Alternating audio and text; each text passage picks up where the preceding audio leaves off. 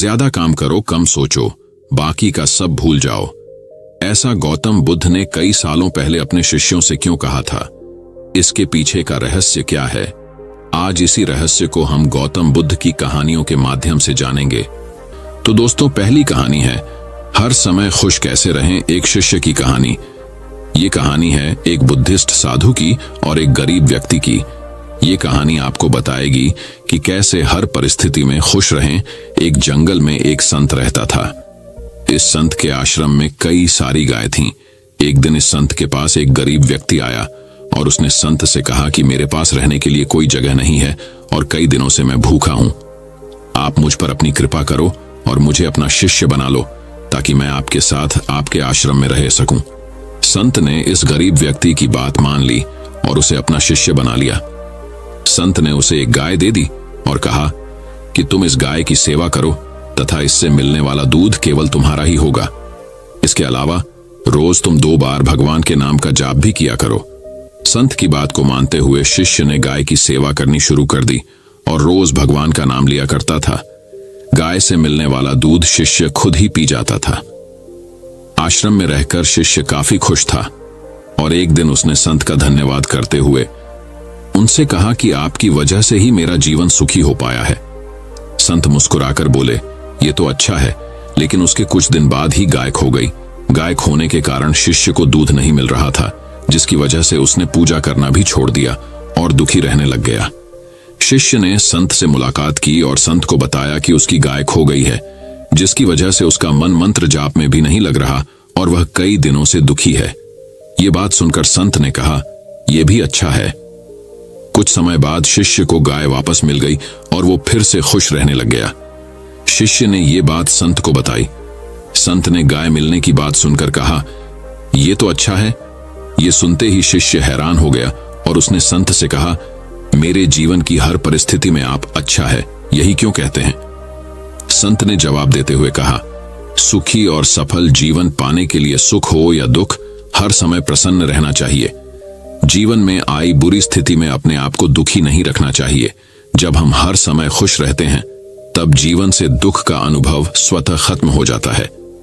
संत की यह बात सुन शिष्य को समझ आ गया कि जीवन में चाहे कैसी भी परिस्थिति क्यों ना हो, हमें सदैव प्रसन्न ही रहना चाहिए। ऐसा करने से दुख महसूस नहीं होता और खुशी के साथ जीवन कट जाता है। तो दोस्तों, चलिए बढ़ते हैं हमारी दूसरी कहानी की तरफ। दूसरी कहानी है साधु और राजा की कहानी। बहुत समय पहले की बात है। एक राज्य में एक दयालु राजा राज्य करता था। वह प्रजा का हितैषी था। प्रजा का हित उसके लिए सर्वोपरि था। वह हमेशा इस प्रयास में रहता कि उसकी प्रजा को कोई समस्या, कोई परेशानी न हो, सभी सुख चैन का जीवन बसर करें।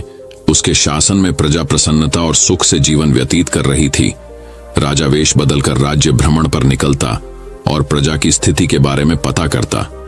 यदि उसे पता चलता कि प्रजा किसी प्रकार के कष्ट में है तो वह उन कष्टों को दूर करने का प्रयास करता। एक बार वह इसी प्रकार वेश बदलकर राज्य भ्रमण पर निकला। भ्रमण करते करते वह एक जंगल से गुजरा और रास्ता भटक गया। उसके सैनिक पीछे छूट गए और वह अकेला रह गया। रास्ता ढूंढता हुआ वह एक स्थान पर पहुंचा। उसने देखा कि वहां एक कुटिया बनी हुई है। राजा को भूख लगाई थी। उसने सोचा, यहां अवश्य भोजन की व्यवस्था हो जाएगी। उसने अपने घोड़े को एक पेड़ से बांधा और कुटिया में प्रवेश किया। वह एक साधु की कुटिया थी। गेरू वस्त्र धारण किए एक साधु पेड़ के नीचे आसन लगाकर बैठे थे। उनकी आंखें बंद थीं और वे ध्यान में लीन थे। राजा ने देखा कि उस स्थान का वातावरण बहुत ही सुंदर है। पेड़ पौधे हरे भरे हैं, जिनमें फूल और फल लदे हुए हैं। पंछी उन्मुक्त होकर विचरण कर रहे हैं। राजा ये देखकर बड़ा प्रसन्न हुआ। वह साधु के पास गया और उन्हें प्रणाम कर उसके सामने घुटनों के बल बैठ गया। साधु ने आहट पाकर आंखें खोली और अपने सामने एक नौजवान को पाया।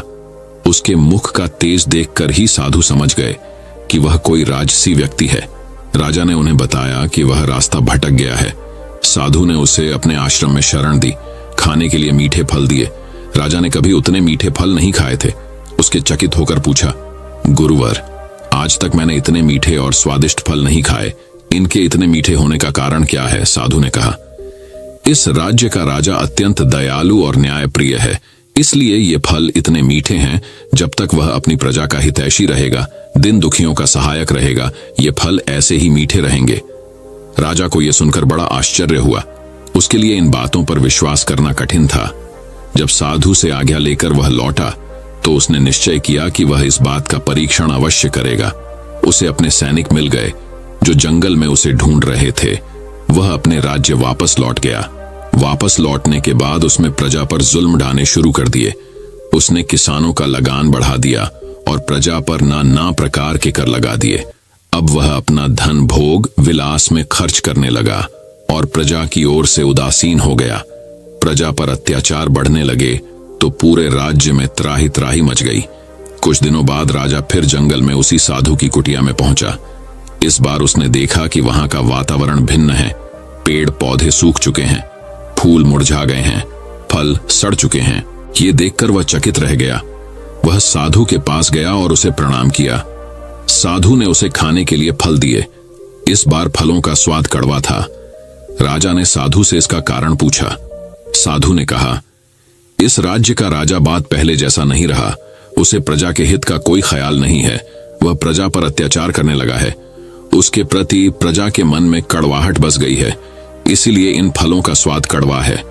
राजा साधु की कुटिया से अपने राज्य लौट आया। उसे साधु की बात समझ आ गई थी। अगले दिन से वह फिर से अपनी प्रजा का ध्यान रखने लगा। उसके बदलते ही फिर से प्रकृति ने अपना रंग बदला और हरी भरी हो गई।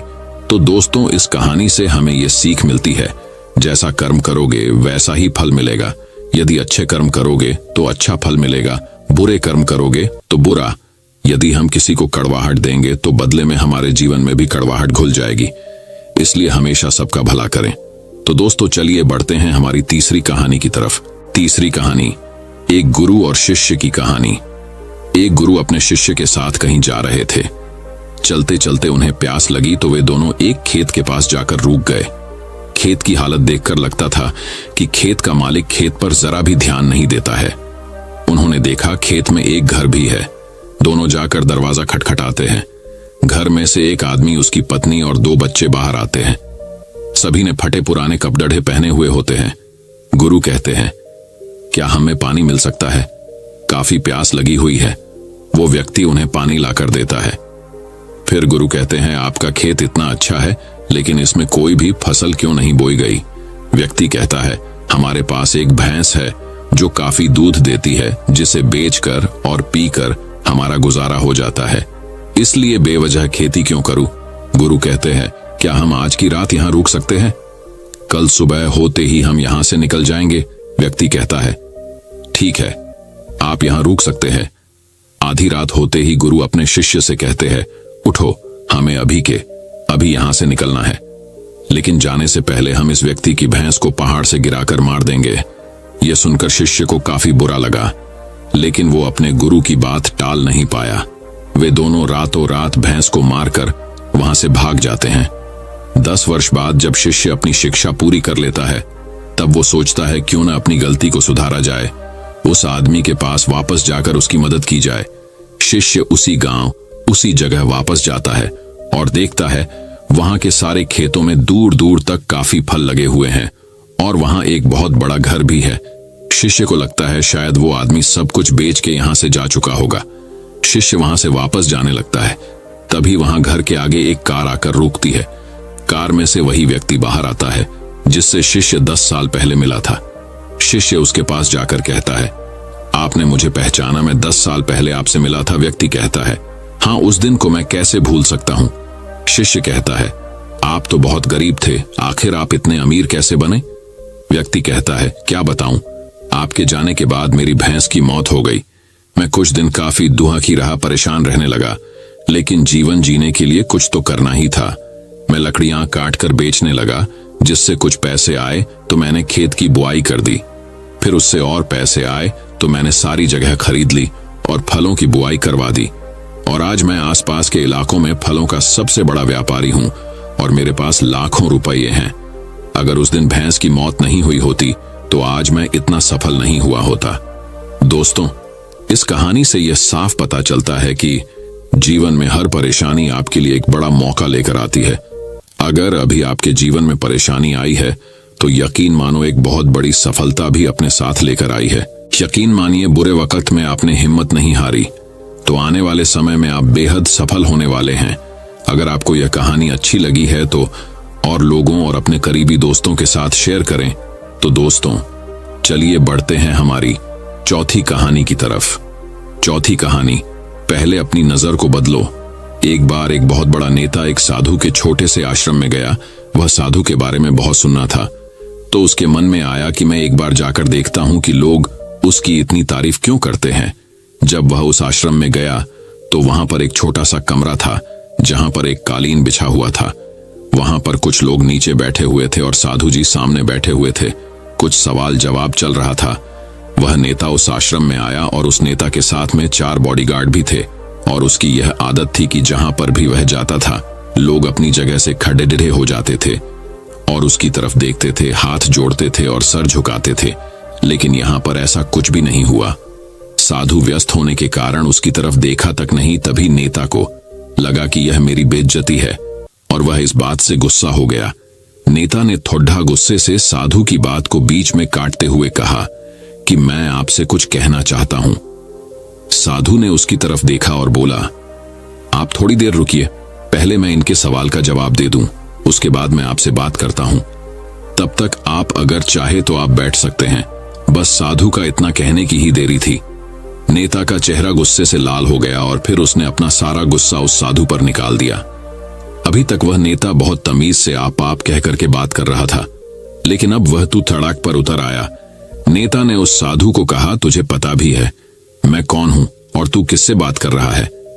साधु ने उसकी तरफ देखा और कहा, मुझे इससे कोई फर्क नहीं पड़ता है कि आप कौन हैं, लेकिन आप जो कोई भी है, अगर आप चाहते हैं कि मैं आपके सवाल का जवाब दूं या आपसे बात करूं तो आपको कुछ देर रुकना होगा। और साधु की यह कहते हैं नेता गुस्से से पागल हो गया और वही सबके सामने चीखने चिल्लाने लग गया, अब मैं तुझे तेरी असली औकात दिखाऊंगा। तूने मुझसे पंगा लेकर के ठीक नहीं किया। तुझे पता भी है मैं तेरे बारे में क्या सोचता हूं। साधु ने फिर से नेता की तरफ देखा और बड़े ही प्रेम से कहा कि मुझे इससे कोई फर्क नहीं पड़ता कि आप मेरे बारे में क्या सोचते हैं। आप जो चाहे वह मेरे बारे में सोच सकते हैं। फिर नेता ने उससे कहा कि तू चाहे सुनना चाहता है या नहीं, लेकिन मैं तुझे यही सबके सामने बताऊंगा कि मैं तेरे बारे में क्या सोचता हूं। तू कोई साधु नहीं है, तू एक बहुत ही घटिया इंसान है। तू एक ढोंगी है, पाखंडी है और यहां पर जितने भी लोग बैठे हैं उन सबको बेवकूफ बना रहा है। तेरा बस एक ही मकसद है, इन लोगों की जेब में जितना भी पैसा है वह सब तेरे पास में आ जाए। तू अपने फायदे के लिए इन लोगों का इस्तेमाल कर रहा है और अब मैं तुझे नहीं छोड़ने वाला हूं। पूरी दुनिया के सामने तेरा पर्दाफाश करके रहूंगा। लेकिन उसके इतना बोलने के बाद भी हल्की सी मुस्कान उस साधु के चेहरे पर बनी ही रही। यह देखकर वह और भी तिलमिला गया और उसने कहा, अब बहुत हो गया, अब मैं यहां 1 मिनट भी नहीं रुकने वाला, लेकिन अभी भी तेरे पास मौका है। अगर मुझसे माफी मांगनी है या मुझसे कुछ कहना है तो कह सकते हो। इतना सब होने के बाद भी साधु के चेहरे पर एक मुस्कान थी और वह बिल्कुल शांत था। और फिर उन्होंने अपनी आंखें बंद करी और फिर साधु ने अपनी आंखें खोली, हाथ जोड़े और कहा कि मुझे आपसे कोई गिला शिकवा नहीं है। आपके लिए मेरे मन में कोई भी गलत ख्याल नहीं है। जो भी मेरे बारे में आपने कहा वह आपकी अपनी सोच थी, तो मुझे आप में कोई भी बुराई नजर नहीं आती है। मुझे आप बहुत ही भले इंसान लग रहे हैं। और साधु के इतना कहते ही नेताजी का दिमाग 7वें आसमान पर पहुंच गया। उसके चेहरे पर एक अजीब सी खुशी थी, क्योंकि उस साधु ने वही कहा जो बाकी सब लोग उस नेता को कहते हैं। और वह खुशी खुशी उस आश्रम से अपने घर की तरफ चला गया और जाकर के अपने पिताजी के साथ में बैठ गया। उसके पिताजी ध्यान में थे। उन्होंने पूरी जिंदगी सिर्फ लोगों की सेवा करी और बदले में कुछ भी उम्मीद नहीं किया। तो थोड़ी देर बाद जब उन्होंने अपनी आंखें खोली और देखा अपने बेटे को अपने साथ बैठे हुए, तो उनके बेटे के चेहरे पर आज एक अजीब सी खुशी थी जो आज से पहले उन्होंने कभी नहीं देखी थी। फिर उसने एक एक करके सब कुछ बताया कि आज क्या हुआ, किस तरह से वह आश्रम गया और वहां पर क्या हुआ, उसने क्या कहा और साधु जी ने क्या कहा।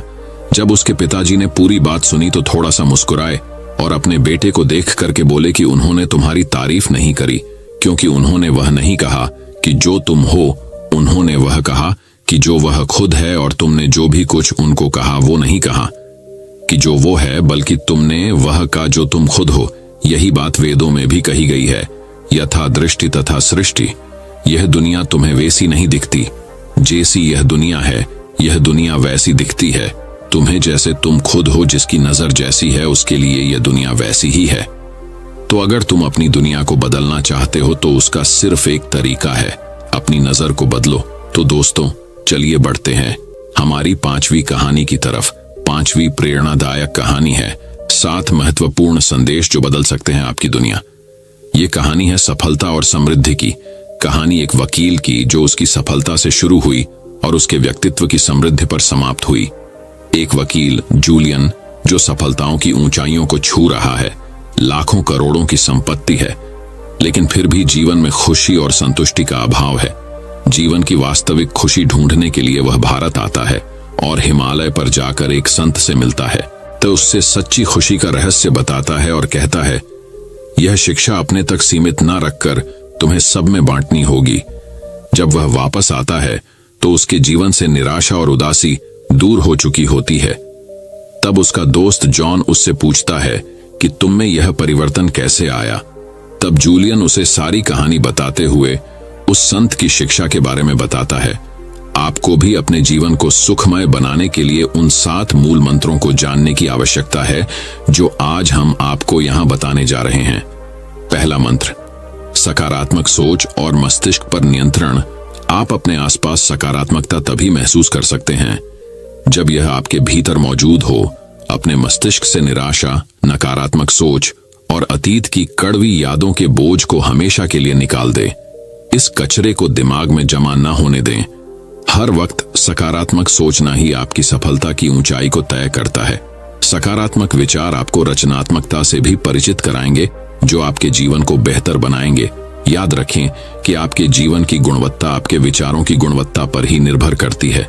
जब आप दिमाग पर और सोच पर नियंत्रण हासिल कर लेंगे तब आपको वह ऊर्जा प्राप्त होगी जो आपके सपनों को पूर्ण करने में सहायक और जरूरी होगी। इसलिए मस्तिष्क पर नियंत्रण करना जरूर आना चाहिए। दूसरा मंत्र, लक्ष्य निर्धारण और उस पर केंद्रित रहना। लक्ष्य के बिना जीवन अधूरा होता है, क्योंकि आपको पता ही नहीं होता कि आप क्यों जी रहे हैं, आपकी जिंदगी का मकसद क्या है। याद रखिए, मंजिल तक पहुंचने के लिए मंजिल की होना भी जरूरी है। इसीलिए एक लक्ष्य अवश्य निर्धारित करें और उस तक पहुंचने के लिए सही रास्तों का चुनाव करें। बीच रास्ते में यदि किसी की मदद की जरूरत महसूस हो तो हिचकिचाए नहीं, बल्कि खुलकर अपनी बात कहें, लेकिन रुके नहीं।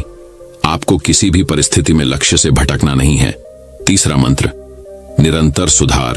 अपने डर और अपनी कमियों या कमजोरियों को पहचानें, उनका सामना करें और जल्द से जल्द उन्हें दूर करने की कोशिश करें। ध्यान रखें कि असफलता ही हमें सफलता की ओर बढ़ने की प्रेरणा देती है। इसीलिए अपनी गलतियों से हार ना मानें, बल्कि उनसे सीखें और आगे बढ़े। ज्ञान कभी पूर्ण नहीं होता, इसलिए हमेशा हर चीज से कुछ न कुछ सीखते रहना चाहिए। चौथा मंत्र, आत्मसंयम और अनुशासन। सुखद जीवन के लिए चौथी सबसे महत्वपूर्ण चीज है अनुशासन और आत्मसंयम। ये आपके व्यक्तित्व को मजबूती प्रदान करती है। इसलिए अपने आप को अनुशासित करें और संयमित जीवन जिएं। अंदर की जिज्ञासा को कभी मरने ना दें, क्योंकि यही जिज्ञासा कुछ नया करने, नया सीखने के लिए आपको हमेशा प्रेरित करेगी। पांचवा मंत्र, वक्त की कद्र करें। कल करे सो आज कर, आज करे सो अब, पल में परलय होएगी, बहुरी करेगा कब। कबीरदास जी हमें अपने इस दोहे से सीख दे गए हैं कि जो काम कल करना चाहते हो वह आज ही कर लेना चाहिए, बल्कि अभी ही कर लेना चाहिए। दोस्तों, बीता हुआ समय कभी लौट कर नहीं आता, इसलिए उसकी अहमियत समझिए और समय का सदुपयोग करें। अभी बहुत समय है, अभी बहुत समय है। यही सोचते सोचते हम अपना कीमती समय बिता देते हैं। सबसे पहले तो काम को टालने की बुरी आदत से बचें, क्योंकि इससे आप अपना काफी समय बर्बाद कर देते हैं। प्राथमिकताएं तय करें और उसी अनुसार अपना हर काम करें। छठा मंत्र, सकारात्मक व्यक्तित्व रखें। बुरे वक्त में अगर कोई चीज काम आती है तो वह है आपका सकारात्मक व्यक्तित्व। हमेशा याद रखिए कि अभी भी कुछ नहीं बिगड़ा है। सकारात्मक सोचना शुरू करें। जो बीत गई वो बात गई, लेकिन आज का समय केवल आपका है। इस पर केवल आपका ही नियंत्रण है। साथ ही स्वार्थ की भावना से बचते हुए दूसरों की भी मदद जरूर करें। दूसरों की मदद करके जिस खुशी और संतुष्टि का अनुभव आप करेंगे वह लाखों रुपयों की कमाई से भी बढ़कर होगा। 7वां मंत्र, अपने आज को भरपूर जिए। यकीन मानिए, छोटे छोटे पलों में खुशियां ढूंढ लेंगे तो ही बड़ी खुशियां प्राप्त कर पाएंगे। हर पल में कुछ नया ढूंढें, हर पल को जिंदा दिली से जिएं और हर पल का जश्न मनाएं। चाहे वह दोस्तों के साथ घूमने हो, पत्नी के साथ चाय पे गपशप हो या प्रेमिका के साथ रूठना मनाना हो, हर वक्त को एंजॉय करें। आज के बिताए हुए खुशनुमा पल ही भविष्य की सुनहरी यादें बनकर हमें खुश करते हैं। अपनी खुशियों को दीपक की वह लौ मानिए जिसे आपको बुझने नहीं देना है। ध्यान रखें कि हमारी खुशियों की चाबी केवल हमारे पास होती है। असफलताओं से शिक्षा लेकर, कड़वे अनुभव को शिक्षक मानकर, दिल में केवल अच्छी यादें बसाकर बस आगे बढ़ते जाइए। तो दोस्तों, चलिए बढ़ते हैं हमारी छठी कहानी की तरफ। छठी कहानी है, जब तक अच्छी बातों को अपने जीवन में नहीं उतारेंगे तब तक इनसे कोई लाभ नहीं मिलेगा। बुद्ध से एक व्यक्ति ने कहा कि तथागत, मैं रोज आपके प्रवचन सुन रहा हूं, लेकिन मुझे इसका कोई लाभ नहीं मिला। एक व्यक्ति गौतम बुद्ध का प्रवचन सुनने रोज आया करता था और बड़े ही ध्यान से उनकी बातें सुनता था। बुद्ध अपने प्रवचनों में लालच, मोह, बैर और अहंकार छोड़कर जीवन में सुख शांति बनाए रखने की बातें किया करते थे। एक दिन वह व्यक्ति गौतम बुद्ध के पास आया और बोला कि तथागत, मैं लगभग 1 माह से आपके सभी प्रवचन सुन रहा हूं, क्षमा करें, उनका मुझ पर कोई असर नहीं हो रहा है। आपकी कही गई हर एक बात सत्य है, लेकिन फिर भी मुझ पर इनका कोई असर नहीं हो रहा है। इसका क्या कारण है? क्या मुझ में कोई कमी है? गौतम बुद्ध ने शांति से उसकी बातें सुनी और उस व्यक्ति से पूछा कि तुम कहां रहते हो? उस व्यक्ति ने उत्तर दिया कि मैं श्रावस्ती में रहता हूं। बुद्ध ने पूछा, ये जगह यहां से कितनी दूर है? उस व्यक्ति ने जगह की दूरी बताई। इसके बाद बुद्ध ने फिर पूछा, तुम वहां कैसे जाते हो? व्यक्ति ने बताया कि कभी घोड़े पर, कभी बैलगाड़ी पर बैठकर जाता हूं। बुद्ध ने फिर पूछा कि तुम्हें वहां पहुंचने में कितना समय लगता है? व्यक्ति ने पहुंचने का समय भी बता दिया। इसके बाद बुद्ध ने अंतिम प्रश्न पूछा कि क्या तुम यहां बैठे बैठे ही श्रावस्ती पहुंच सकते हो? इस प्रश्न के जवाब में व्यक्ति ने कहा कि तथागत, ये कैसे हो सकता है? इसके लिए तो चलना पड़ेगा, तभी मैं वहां पहुंच सकता हूं। बुद्ध ने कहा कि सही बात है, हम चलकर ही हमारे लक्ष्य तक पहुंच सकते हैं।